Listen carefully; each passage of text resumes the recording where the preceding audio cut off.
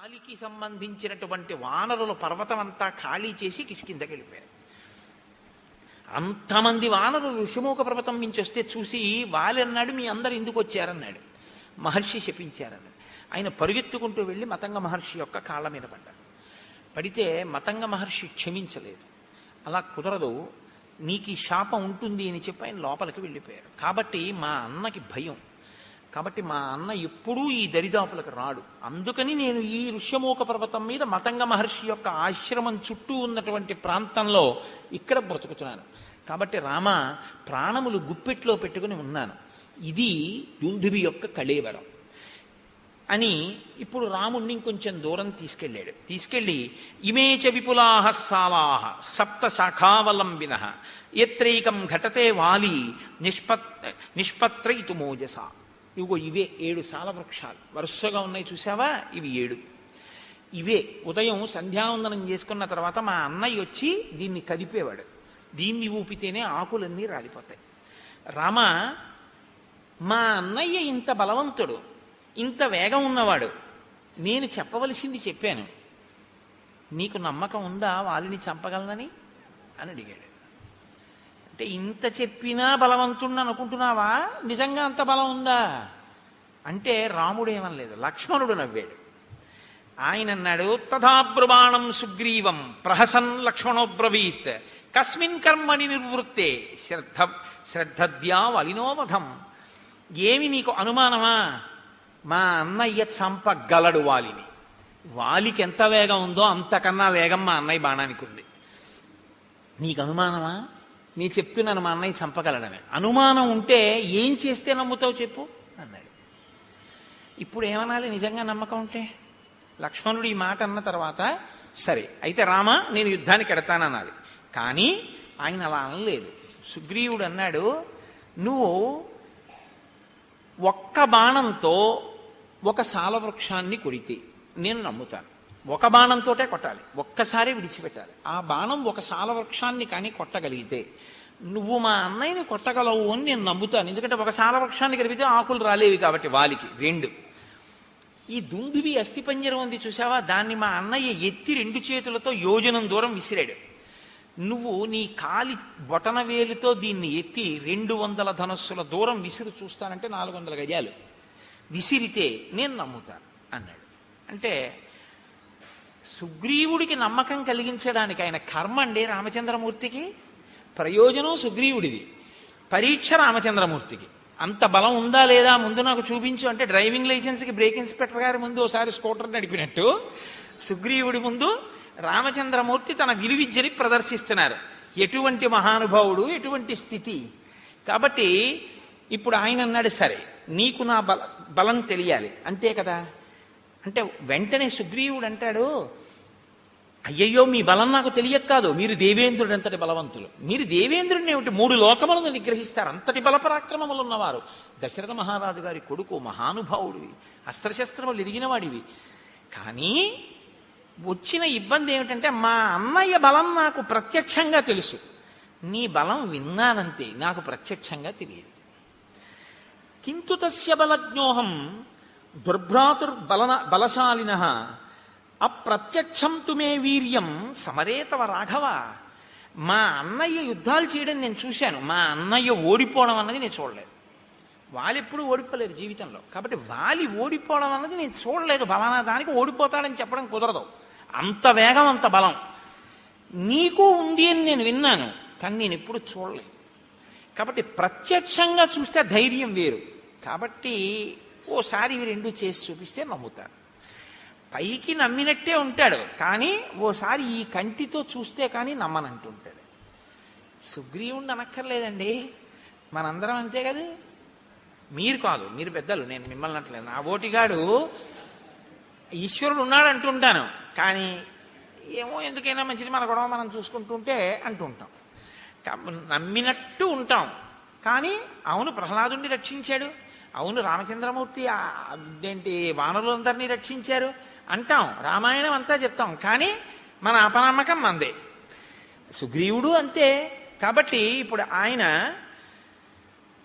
నీకు నమ్మకం కలగడం కోసం నేను ఈ దుందిపి కళేబరాన్ని ఎత్తి విసరాలంతే కదా అని ఏదైనా ప్రత్యయోస్మాసు విక్రమే తవ వానర ప్రత్యయం సమరే శిలాఘ్యం అహముత్పాదయామితే రాఘవో దుందుభే కాయం పాదాంగుష్ఠేన లీలయా తోలయిత్వా మహాబాహు చిక్షేప దశయోజనం. వాలి రెండు చేతులతో ఎత్తి గిరగిరా తిప్పి ఒక యోజనం విసిరినటువంటి దుందుభి యొక్క కళేబరాన్ని రామచంద్రమూర్తి తన కాలి బొటన వేలితో పైకెత్తి దశయోజనం చిక్షేప దశయోజనం 10 యోజనముల దూరం విసిరిశారు కాలి బొటన వేలితో. నమ్ముతావా అన్నాడు. అంటే ఆయన అన్నాడు, అప్పుడు మా అన్నయ్య చంపినప్పుడు అది పచ్చిగా ఉంది, మాంసంతో ఉంది, నెత్తుడితో ఉంది, బరువుగా ఉంది, ఎత్తి యోజనం విసిరాడు. ఇప్పుడు చాలా కాలం అయిపోయింది, ఎండిపోయింది, అస్థిపంజరం అయిపోయింది. దాన్ని నువ్వు బొటన వేలుతో విసిరావు 10 యోజనాలు. ఒక్క సాలవృక్షాన్ని కూడా కొట్టు ఒక బాణంతో, కొడితే నమ్ముతాను అన్నాడు. అంటే ఇంకా ఇప్పటికీ కూడా పూర్తిగా నమ్మకం కలగలేదు. వెంటనే రాముడు స గృహీత్వా ధనుర్ఘోరం శరమేకంచమానద సాలముద్దిశ్య చిక్షేప జాస్వనై పురయం దిశ స విసృష్టో బలవత బాణస్వర్ణపరిష్కృత భిత్వా సాలాన్ గిరిప్రస్థే సప్త భూమిం వివేశ ప్రవిష్టశ్చ ముహూర్తేన ధరాం భిత్వా మహాజవ నిష్పత్య చ పునస్తూర్ణం స్వతూణీం ప్రవివేశ తాన్ దృష్ట్వా సప్త నిర్భిన్నాన్ సాలాన్ వానరపుంగవ రామస్య శరవేగేన విస్మయం పరమంగతః. నీకు నమ్మకం కల్పించడానికి ఒక సాలవృక్షం కొట్టాలి ఒక బాణంతో, అంతే కదా అని ఒక ఘోరమైన బాణాన్ని తన అమ్ముల పొదలోంచి తీసి వింటినారికి సంధించి ఆకర్ణాంతము లాగి ఆ బాణాన్ని సాలవృక్షముల మీదకి ప్రయోగించాడు రాముడు.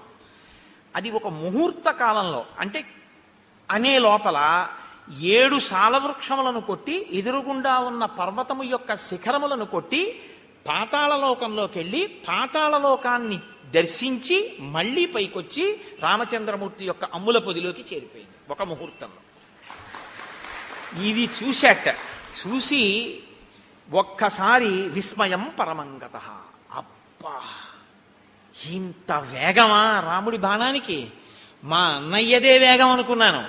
అమ్మో, ఇలా అనేటప్పటికీ బాణం 7 సాలవృక్షములను కొట్టి పర్వతాన్ని కొట్టి ఛేదించి భూమిలోకి పాతాళంలోకి వెళ్ళి పాతాళ వివరాన్ని చూసి మళ్లీ పైకొచ్చి అక్షయబాణ తూణీరంలోకి వెళ్ళిపోయి చేరిపోయింది.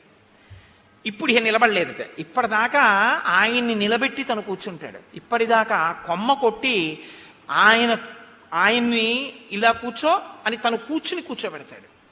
ఇప్పుడు చూశాడు రాముడంటే ఏమిటో. ఇప్పుడేం చేశాట? సమూర్ధ్య న్యపతద్ధూమౌ ప్రలంబీకృత భూషణ సుగ్రీవ పరమప్రీతో రాఘవాయ కృతాంజలి. ఇప్పుడు ఆయన ముందు ఇలా వంగిపోయి 2 చేతులతో అంజలి ఘటిస్తే ఆభరణములు వ్రేలాడాయి అన్నారు మహర్షి. ఎంత పెద్ద మాట చూడండి. ఇప్పుడు నేను నా మెడలో ఉన్న రుద్రాక్ష హారం నా మెడలోనే నా గుండెల మీద ఇలాగే ఉందనుకోండి, నేను బాగా వంగలేదు అని గుర్తు. ఇది ఉందా, ఊడిపోయిందా? అదే నేను ఒకరి యందు భక్తితో బాగా వంగిపోయి నమస్కరించాను అనుకోండి, ఇలా నా గుండెల మీద ఉన్న హారం ఏమవుతుంది? ఇలా గాలిలోకి వచ్చి వ్రేలాడుతుంది. అంత వంగిపోయాను అంటే గుర్తేమిటి? అవతల వారి యందు అంత భక్తి చూపించాను అని గుర్తు. ఇన్నాళ్ళు ఏమైంది భక్తి అంటే? ఇన్నాళ్ళు రాముడిని అలా చూడలేదు. ఇప్పుడు రాముడు ఏమిటో తెలిసింది. తెలియగానే ఏం చేశాడంటే అంత వంగిపోయాడు. వంగిపోయి అన్నాడు, ఇక వెళ్ళిపోదాం పద, పిలుస్తాను వాళ్ళని అన్నాడు. ఇప్పుడు ఎంత నమ్మకం వచ్చేసిందో చూడండి. కానీ దీని ఫలితం దీనికి ఉంటుంది. ఇది మీరు కిష్కింధకాండలో పట్టుకోవలసినటువంటి ఒక అద్భుత రహస్యం. రాముడు అన్నాడు, పద, తప్పకుండా యుద్ధం చేస్తాను, నువ్వు పిలు మీ అన్నయ్యని, మీ ఇద్దరు యుద్ధం చేస్తుంటే నేను వాలిని సంహరిస్తాను. ఇప్పుడు వెళ్ళాడు, పెద్ద సింహనాదం చేశాడు. ఎవడు రావాడన్నాడు, మీ తమ్ముడే వచ్చాడన్నాడు. వీడికెంత అహంకారం వచ్చిందిరా, ఋష్యమూకం మించి దిగి నా ముందుకు వస్తాడా యుద్ధానికి అని వాలి గబగబా బయలుదేరి వచ్చాడు. ఇద్దరు పెనుగులాడుతున్నారు, ఇద్దరు పిడికిటి పోట్లతో పొడుచుకుంటున్నారు, కలియబడుతున్నారు, గుద్దుకుంటున్నారు, తన్నుకుంటున్నారు, ఒకరి మీద ఒకరు కలియబడుతున్నారు, నెత్తురు కక్కుతున్నారు. ఇన్ని చేస్తుంటే రాముడు బాణం వెయ్యలేదు. తతో రామో ధనుష్పాణి తావుభౌ సముదీక్ష్యతు అన్యోన్య సదృశౌ వీరౌ ఉభౌ దేవావినాశ్వినౌ. అశ్వనీ దేవతలిద్దరూ ఒకేలా ఎలా ఉంటారో వాలి సుగ్రీవులిద్దరూ పూర్తిగా ఒక్కలా ఉన్నారు. అంటే ఏమండి, దెబ్బలు కొడుతున్నవాడు వాలి, తింటున్నవాడు సుగ్రీవుడు కాదా అంటే మల్ల యుద్ధంలో అలా ఉండదు. ఇద్దరూ కొట్టుకుంటూ ఉంటారు, ఇద్దరూ గుద్దుకుంటున్నారని మహర్షి చెప్పారు. కాబట్టి అంత మెరుపు వేగం కలిగినటువంటి బాణాన్ని రాముడు ఇతనే వాలి అనుకుని వేసేస్తే అది సుగ్రీవుడి మీద పడిపోతాయి. ఇప్పుడు రాముడి పట్ల ఎంత అధర్మం అయిపోతుంది, మిత్రఘాతకుడు అయిపోతాడు. కాబట్టి తతోన కృతవాన్ బుద్ధిం మోక్తుమంతకరం శరం, అది వేస్తే దెబ్బ తగలడం కాదు, అది చంపేస్తుంది మనిషిని. కాబట్టి బాణాన్ని వేయలేదు, ఆగిపోయాడు రాముడు. ఇప్పుడు తినవలసినన్ని దెబ్బలు తినేసి పారిపోయాడు శిమూక పర్వతం మీద. పారిపోయి కూర్చున్నాడు తల వంచుకొని. మళ్ళీ రామలక్ష్మణులు వీళ్ళు మంత్రులు వెళ్ళారు. వెడితే తల వంచుకుని కూర్చున్నవాడు రాముడి వంక చూశాడు. రాముడు ఏమనలేదు. సుగ్రీవుడే అన్నాడు, నా మానాన్ని నేనున్నాను, అగ్నిసాక్షిగా మిత్రత్వం చేసుకున్నావు, సాలవృక్షాలు కొట్టావు, మా అన్నయ్యని కొట్టేస్తాను యుద్ధానికి పిలవమన్నావు, నీ మాట నమ్మి యుద్ధానికి వెళ్ళాను, నన్ను చితక పొడి చేశాడు, నువ్వు బాణం వేయలేదు. నేను వాలిని చంపనని ఒక మాట ముందు చెప్తే ఏమై ఉండేది, ఎందుకు పంపావు నన్ను అని అడిగాడు. అడిగితే ఆయన అన్నాడు, నిన్ను రక్షించడానికి వాలిని సంహరించడానికి నేను బాణప్రయోగం చెయ్యాలిగా. మీ ఇద్దరూ ఒక్కలా ఉన్నారు, నేను నిన్ను చూశాను కానీ వాలిని చూడలేదు ఇత పూర్వం. నువ్వు వాలిని పిలవడం ఏమిటి, వాడు యుద్ధానికి వచ్చేసాడు. ఇద్దరూ కలిగిపడిపోయారు. ఇద్దరూ కలిగిపడిపోయిన తర్వాత ఎంత పరికించి చూసినా ఇద్దరూ ఒక్కలాగే కనపడుతున్నారు. ఎవరు వాలో ఎవరు సుగ్రీవుడో నాకు తెలియలేదు. నిజం కూడా అంతేనండి, ఇద్దరు అలా ఉంటారు వాలి సుగ్రీవులు. కాబట్టి ఇద్దరూ అలా ఉన్నారు కాబట్టి నేను ఎవరో తెలియలేదు. పైగా మల్ల యుద్ధం చేసేటప్పుడు ఎలా ఉంటుందంటే, ధనుర్వేదంలో బాణప్రయోగం చేసుకునేటప్పుడు ఒకరి ముందు ఒకరు నిలబడి ఉంటారు. ఇటుపక్క ఒకరి నుంచి ఉంటే అటుపక్క ఒకరి నుంచి ఉంటారు. ఆయన రథం నుంచి ఈయన మీదకి బాణాలు వేస్తూ ఉంటాడు. ఏదో కొంత పరికించే అవకాశం ఉంటుంది. మల్ల యుద్ధంలో అలా ఉండదు. కింద పడుతూ ఉంటారు, మీద పడుతూ ఉంటారు, దుల్లుతూ ఉంటారు, గుద్దుకుంటూ ఉంటారు, కొట్టుకుంటూ ఉంటారు, పుడుచుకుంటూ ఉంటారు, అరుచుకుంటూ ఉంటారు, అటు తిరుగుతూ ఉంటారు, ఇటు తిరుగుతూ ఉంటారు. ఎవడని తెలుస్తుంది? తెలియకుండా ఇతనే వాళ్ళనుకుని వేసేశాకని సుగ్రీవుడైతే అందుకు నేను వేయలేదన్నాడు. అంగీకరించాడు సుగ్రీవుడు. కానీ ఇప్పుడు మళ్ళీ వెళ్ళు మీ అన్నయ్య దగ్గరికి అన్నాడు. అయ్యో బాబోయ్ అని భయం వేయదు. కాబట్టి నువ్వు బెంగ పెట్టుకోకు లక్ష్మణ, అదిగో ఆ పర్వత చర్యల కింద గజపుష్పీం ఇమాం పుల్లాం ఉత్పాట్య శుభలక్షణాం కురు లక్ష్మణ కంఠేస్య సుగ్రీవస్య మహాత్మనః. అదిగో అక్కడే నాగకేసరపు లత ఒకటి పుష్పించినటువంటిది పెరిగి ఉంది. ఆ లతని పీకి పట్రా లక్ష్మణ, పట్టుకొచ్చి పువ్వులతో ఉన్నటువంటి ఆ తీగని మెడలో మాలగా వేయి సుగ్రీవుడికి. ఇప్పుడు ఈ గజపుష్పలత ఉన్నటువంటి వాడు సుగ్రీవుడు, అది లేనివాడు వాలి. నాకు గుర్తు తెలుస్తుంది. ఇప్పుడు వాలిని సంహరిస్తాను, కాబట్టి నువ్వు మళ్ళీ వెళ్ళు. మళ్ళీ వెళ్ళి ఇప్పుడు పిలు మీ అన్నయ్యని యుద్ధానికి, నీకేమీ ప్రమాదం రాదు. ఇక్కడే మీరు ఒక విషయాన్ని గమనించాలి. ఇది యథార్థమేనా? రాముడు నిజంగా బాణం వేయకపోవడానికి కారణం అంతేనా? అంతే. మీరు అందులో ఏమాత్రమైన సందేహాన్ని మనసులో పెట్టుకుని మాట్లాడితే, రాముడు కొమ్మ వేశాడు సుగ్రీవుడు కూర్చోబెట్టలేదు, లక్ష్మణుడిని కూర్చోబెట్టలేదని మనసులో పెట్టుకుని బాణం వేయలేదండి అన్నారనుకోండి, రాముని యొక్క త్రికరణ శుద్ధిని మీరు శంకించడం అవుతుంది. మరి రాముడు బాణం వెయ్యడానికి వీలు లేనంతగా వాలి సుగ్రీవులు ఒక్కలా కనపడి రాముడు బాణం వెయ్యలేని స్థితి ఎందుకు వచ్చింది? సుగ్రీవుడి పాపమే అలా చేసింది. ఏమిటా పాపం? మహాత్ముల పట్ల అమర్యాదతో ప్రవర్తించడం, మహాత్ముల పట్ల మర్యాదతో ప్రవర్తించడం, ఈ రెండు సద్య ఫలితాలు ఇస్తాయి. మీరు ఒక పాపకర్మ చేసి ఉన్నారనుకోండి, మీరంటే మనం ఒక పాపకర్మ చేసామనుకోండి, అది ఎప్పుడో ఫలితాన్ని ఇస్తుంది. కొన్ని అవి ఏం చేస్తాయంటే వెంటనే ఏం ఫలితాన్ని ఇవ్వవు, ఇస్తాయి ఎప్పుడో, తర్వాత ఎప్పుడో ఇస్తాయి. కొన్ని ఈశ్వరుడు ఏం చేస్తాడంటే తర్వాత వరకు కూడా ఉంచడు. కొన్ని చాలా భయంకరమైనటువంటి ఉంటాయి. అందులో అత్యంత ప్రమాదకరమైనటువంటి దోషం మహాత్ముల జోలికి వెళ్ళడం. ఈశ్వరుణ్ణి బాగా గుండెలలో నమ్మి ఆరాధించేటటువంటి వాడు కాని బాధపడేటట్టు మీరు ప్రవర్తిస్తే ఆయన బాధపడ్డాడా పడలేదా పక్కకు వదిలేయండి, ఆయన పడకపోవచ్చు. ఆయన బాధ పడకపోయినా ప్రవర్తించినందుకు మీరు ఫలితం అనుభవించవలసింది. ఆయన పడలేదు కదండి, ఫలితం ఆయన ఏం బాధపడితే కదా నాకు ఫలితం ఇవ్వడానికి, అది వేరు. నువ్వు ప్రవర్తించావా లేదా ఈశ్వరుడు ఫలితం ఇచ్చేస్తాడంతే. నేను మీకు ఒక ఉదాహరణ చూపిస్తాను. సుబ్రహ్మణ్యేశ్వర స్వామి వారు ఈ దేశంలో సనాతన ధర్మంలో కర్మ మార్గాన్ని ముందు శంకరాచార్యుల వారు జ్ఞాన మార్గాన్ని నిలబెట్టడానికి వచ్చేటప్పటికి, శంకరాచార్యుల వారు అద్వైత స్థాపకుడు అంటారు, అంతకన్నా తప్పు మాట ఇంకోటి లేదు. శంకరులు అద్వైత స్థాపకులు కారు. ఎలా వచ్చేసిందో నాకు తెలియదు. ఆఖరికి ఆయన నామావళిలో కూడా అద్వైత స్థాపక ఆయన మహాన్ రాస్తూ ఉంటారు. ఆయన అద్వైత స్థాపకులు ఏంటి? అద్వైత స్థాపకులు శంకరాచార్యుల వారైతే అంతకు ముందు లేని దాన్ని ఆయన కొత్తగా తీసుకొచ్చి పెట్టినవారు. ఆ అవతారం వచ్చిందే వేదాన్ని ప్రచారం చేయడానికి. అద్వైతము వేదాంతర్గతమైన సిద్ధాంతము, వేదాంతర్గతము, వేదసారమే అద్వైతము. వేదసారమైన అద్వైతాన్ని ఆయన ప్రచారం చేశారు. అద్వైత ప్రచారకులే తప్ప అద్వైత స్థాపకులు శంకరులు కారు. అద్వైత స్థాపకులు అంటే అంతకు ముందు లేనిది ఇప్పుడు కొత్తగా తెచ్చినది అవుతుంది.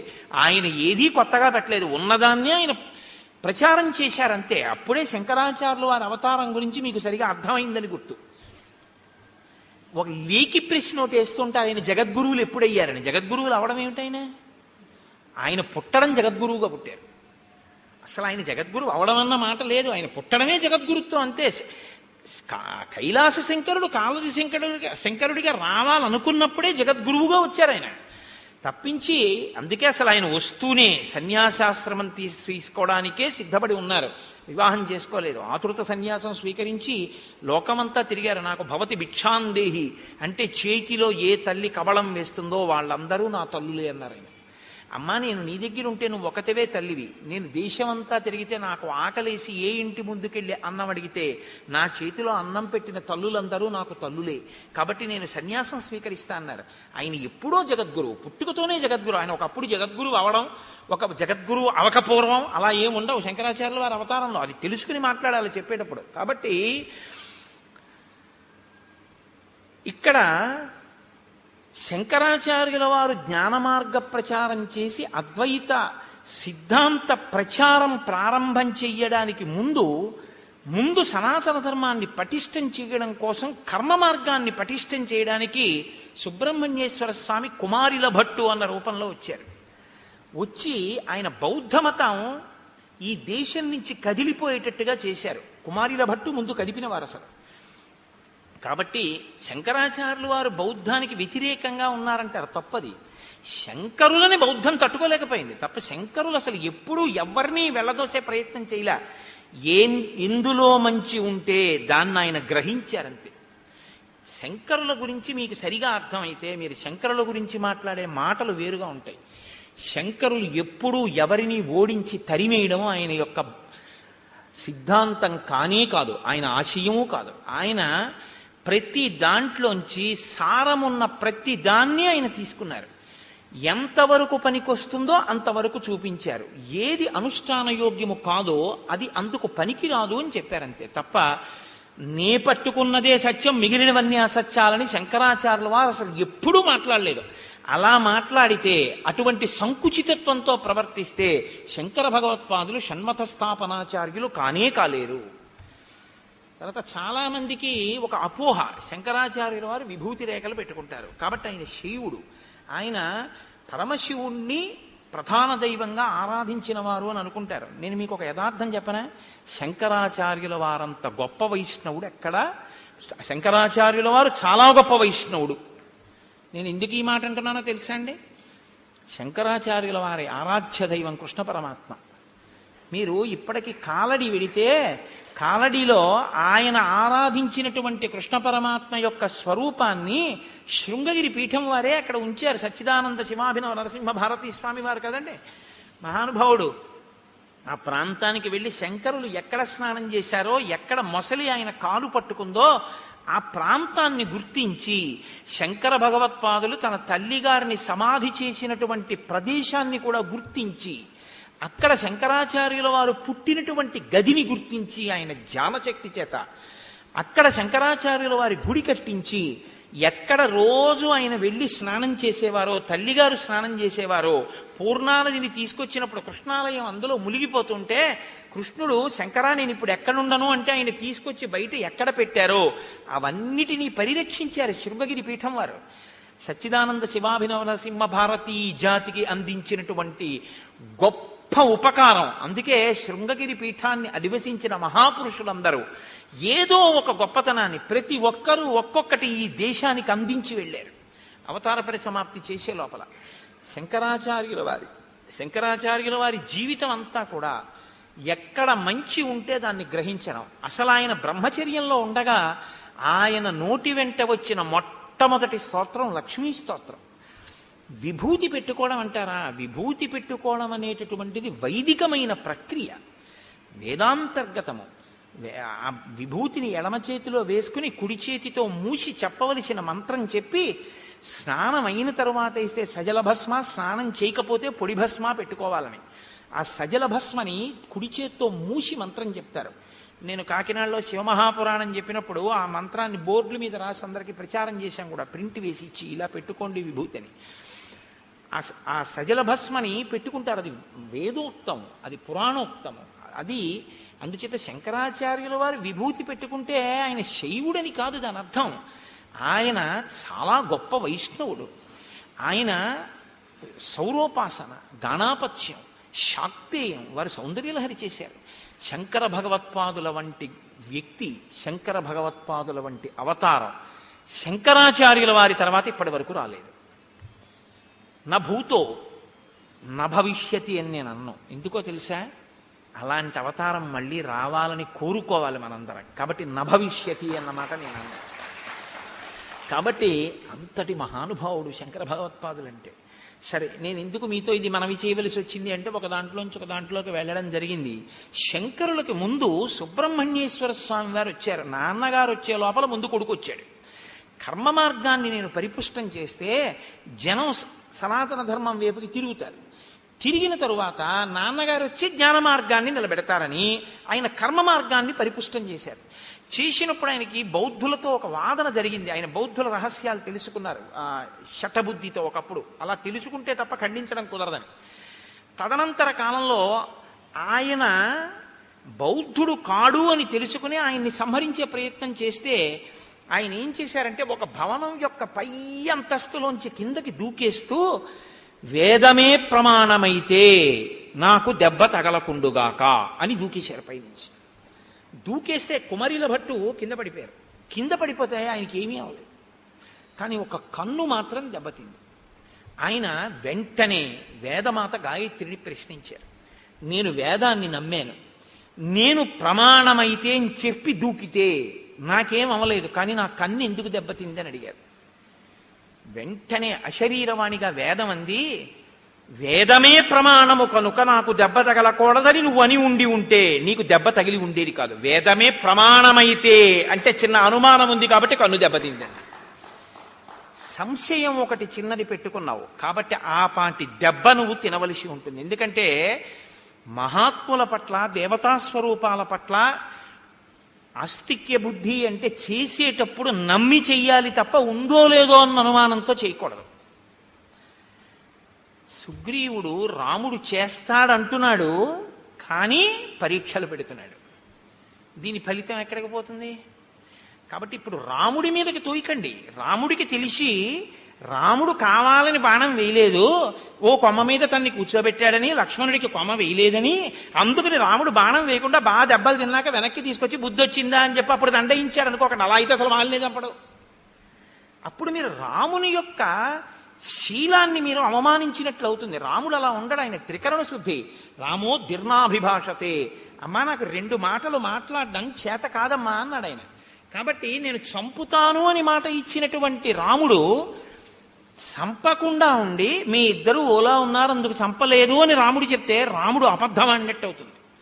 అప్పుడు మీరు రామాయణాన్ని సరిగ్గా పరిశీలనం చేయలేదు, రామాయణం బాగా అర్థం చేసుకునే ప్రయత్నం మీరు చెయ్యలేదు అని గుర్తు. సుగ్రీవుడు రాముణ్ణి నమ్మాడు, కానీ అంటే but is a bit of poison, కానీ అనేటప్పటికి అందులో చిన్న అనుమానం ఉంది. అనుమానం ఉండి ఆయన యందు నమ్మకం కలగడానికి ఆయనకే పరీక్షలు పెట్టి క్లేశాన్ని కల్పించినందుకు మహాత్ముడైన రాముడు ఇబ్బంది పడ్డాడా? ఈశ్వరుడికి అనవసరం. రాముడు ఈశ్వరుడని మాట్లాడకండి. ఇప్పుడు రాముడు ఈశ్వరుడని మాట్లాడేశారనుకోండి, మీరు మళ్ళీ కథ ఇంకొక పొంత తొక్కేస్తుంది. ఇప్పటి వరకు నరుడనేగా మనం మాట్లాడుకుంటున్నాం, అలాగే మాట్లాడుకుందాం. కాబట్టి నరుడిగా అలా అయితే వెంటనే శంఖచక్రాలు గదా బాణ పద్మం చూపించేసి నీ మొహం ఇచ్చా నేను విష్ణువుని రా అని చెప్పచ్చు. అలా చెప్పలేదుగా. అస్థిపంజరాన్ని ఎత్తవతల బారేయమంటే ఎత్తవతల బారేసాడు. నరుడిగానే చూపిస్తున్నాడు, తనకే ఉపకారం కావాలన్నట్టే చూపిస్తున్నాడు ఆయన. సీతమ్మని నువ్వు వెతికి పెట్టాలన్నట్లు. కాబట్టి ఇప్పుడు మహాత్ముడి జోలికి వెళ్ళాడు అని మీరు చెప్పవలసి ఉంటుంది. ధర్మాన్ని అనుష్ఠించేటటువంటి వాడు, సత్యాన్ని పట్టుకున్నవాడు, మిత్రధర్మానికి కట్టుబడ్డవాడు, శక్తి ఉండి ప్రతిజ్ఞ చేసిన వాడైనా అలా కుదరదయ్యా, నువ్వు చేసినా నేను నమ్మను, నువ్వు ఇవి చేస్తేనే నేను నమ్ముతాను అనేసి ఉంటే ఇంకోలా ఉంటుంది. నువ్వు ఇంద్రుడంతటి వాడివి, ఇంద్రుడిని గెలుస్తావు కానీ అంటూ ఉండడం మాట ఒకలా, లోపల ఒకలా సుగ్రీవుడికుంది. కాబట్టి ఇప్పుడు రాముడు బాధపడ్డాడా లేదా పక్కన ఉంచండి. కుమరిల భట్టని అంతటి వారు సాక్షాత్తు సుబ్రహ్మణ్యావతారం అయినా కూడా అనుమానం వ్యక్తం చేసినందుకు దెబ్బతిన్నారే, మరి అది సుగ్రీవుడికి మాత్రం ఎందుకు వర్తించదని మీరు అనుకుంటున్నారు? అంత పెద్ద రక్షణ ఉంటుంది, కానీ ఆ రక్షణ పొందడానికి ముందు చేసిన పాపం కడిగేసుకోవాలి. ఇది పోవాలి. ఇది కడగడానికి ఈశ్వరుడు రామునికి ఇద్దరూ ఒక్కలా ఉండి బాణం వెయ్యలేనటువంటి పరిస్థితి ఉత్పన్నమవుతోంది. కాసేపు బాణం వేయకుండా ఉండడమే మంచిదన్న బుద్ధిని ప్రచోదనం చేశాడు. అప్పుడే రామాయణాన్ని రామాయణంగా మీరు అర్థం చేసుకున్నట్టు అవుతుంది. ఇప్పుడు రాముడి దోషం ఏముంది? ఆయన అదే చెప్పాడు. మీ ఇద్దరూ అశ్వినీ దేవతల్లా ఉన్నారు, ఒక్క బాణం సరే వేసేద్దాం, ఏమైతే అయింది. అది వేసేయడానికి అది మామూలు బాణం కాదు, ప్రాణాలు ఉగ్గడించేస్తుంది. నువ్వు చచ్చిపోతే ఇక నా జీవితం వ్యర్థం. ఎందుకంటే నేను ధర్మం తప్పలేదన్నాడే. నేను ఎప్పుడు ధర్మం తప్పలేదు. మిత్రుణ్ణి చంపేసి మాట ఇచ్చి నిన్ను కాపాడతాను అని అగ్నిసాక్షిగా నేను నీతో స్నేహం చేసి ఎవరెవరో గుర్తుపట్టలేకపోతున్నాను అని తెలిసి కూడా బాణం వేసేనా? వాలి చచ్చిపోతే పర్వాలేదు, రెండో కోణం కూడా ఉంటుందిగా. అప్పుడు తెలియకుండా వేసినప్పుడు నీ మీద పడి ఉంటే ఎలా వేయమంటావు? అందుకు వెయ్యలేదన్నాడు. ఇప్పుడు ఎక్కడ రాముడి దోషం ఉంది నాకు చెప్పండి. ఎందుకు రాముడి మీదకి పెట్టి చూస్తారు మీరు? ఇంకొకలా చూడండి. కిష్కింధకాండ దగ్గరికి వచ్చేటప్పటికి ఉన్న ఇబ్బంది ఏమిటంటే, కిష్కింధకాండలో రాముణ్ణి సరిగ్గా అర్థం చేసుకునే ప్రయత్నం లేక రాముని యందు దోషం ఆరోపించి చెట్టుచాటు నుంచి కొట్టాడు, వాలితో ఇలా అన్నాడు, బాణం వేయకుండా వచ్చేసాడు, సుగ్రీవుడు 2 మాటలు దెబ్బలు తిన్నాడు. ఇవన్నీ ఏవో తెలివి తక్కువ మాటలు అంటుంటాం మనం. కానీ సక్రమంగా మీరు అర్థం చేసుకుంటే రామచంద్రమూర్తి యొక్క శీల వైభవం మీకు అర్థమవుతుంది. మీకు ఒక యథార్థం చెప్పనా? మీరిలా అర్థం చేసుకోవడానికి ప్రయత్నించినప్పుడు అర్థం అవడం కూడా రామానుగ్రహంగానే అర్థమవుతుంది.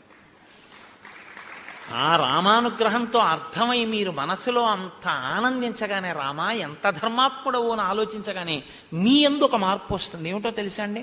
మీరు మహాత్ముల జోలికి వెళ్ళరు. తప్పు వాళ్ళ జోలికి మనం వెళ్ళకూడదు అన్న నిశ్చయాత్మక బుద్ధితో ఉంటారు. కాబట్టి మీకు ఇబ్బందులు రాకుండా ఉంటాయి. సరికదా? మహాత్ముల యందు అలా ప్రవర్తించకపోవడం మీకు సత్య ఫలితాన్ని ఇస్తుంది. ఏ సత్య ఫలితం? విజయాన్ని మీకు ఇస్తుంది. అది మీకు వెంటనే చూపిస్తారు మహర్షి. ఎంత గమ్మత్తుగా ఉంటుందో అందుకే రామాయణం. కాబట్టి చూడండి, ఇప్పుడు మెడలో పుష్పమాల వేసి గజపుష్పీం ఇమాం పుల్లాం ఉత్పాట్య శుభలక్షణాం కురు లక్ష్మణ కంఠేస్య సుగ్రీవస్య మహాత్మనః. ఇప్పుడు ఆ పాపము కడగబడినటువంటి మహాత్ముడు కాబట్టి ఈ గజపుష్పమాలతో నువ్వు యుద్ధానికి వెళ్ళు అంటే ఆయన మళ్ళీ బయలుదేరి నడుస్తున్నారు.